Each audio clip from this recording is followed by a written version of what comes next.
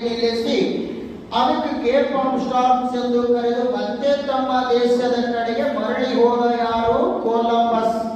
ಎಷ್ಟು ಈ ಬಾರ್ತೊಲೊಮೆ ಡಯಾಸ್.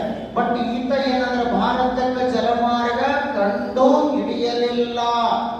ಆದರೆ ಭಾರತಕ್ಕೆ ಜಲಮಾರ್ಗ ಕಂಡು ಹಿಡಿಯುವುದರಲ್ಲಿ ಪ್ರಯತ್ನಿಸಿ ವಿಫಲ ಹೊಂದಿದ ಮೊಟ್ಟ ಮೊದಲ ವ್ಯಕ್ತಿನಿ ಯಾರು ಅಂದ್ರೆ ಬಾರ್ತೊಲೊಮಿಯೋ ಡಯಾಸ್.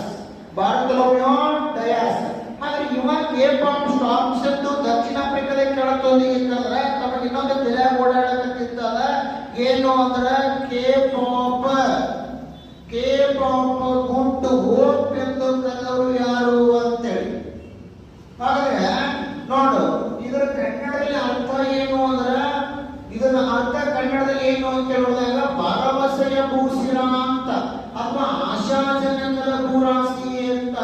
ಹಾಗಾದ್ರೆ ಆ ರೀತಿ ಕೇಪ್ ಆಫ್ ಗುಡ್ ಹೋಪ್ ಎಂದು ಕರೆದವರು ಯಾರು ಅಂದ್ರೆ ಈತನಿಗೆ ಸಹಾಯ ಮಾಡಿರ್ತಕ್ಕಂಥ ವ್ಯಕ್ತಿಯಾದ ಎರಡನೇ ಜಾನ. ಎಷ್ಟನೇ ಜಾನ?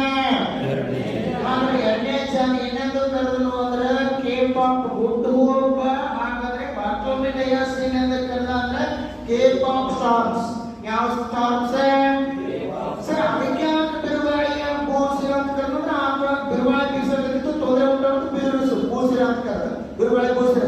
ಬಟ್ ಇವಾಗ ಗುಡ್ ಹೋಪ್ ಅಂತ ಕರೆದ ಭರವಸೆ ಬೋಸಿರ ಅಂತ ಕರೆದ ಅಂತ ನೋಡಿದಾಗ ಇದೇ ಮಾರ್ಗದ ಮೂಲಕ ನಾವು ಬಂದರೆ ಭಾರತ ದೇಶಕ್ಕೆ ಜಲಮಾರ್ಗದ ಮೂಲಕ ಹೋಗಬಹುದು.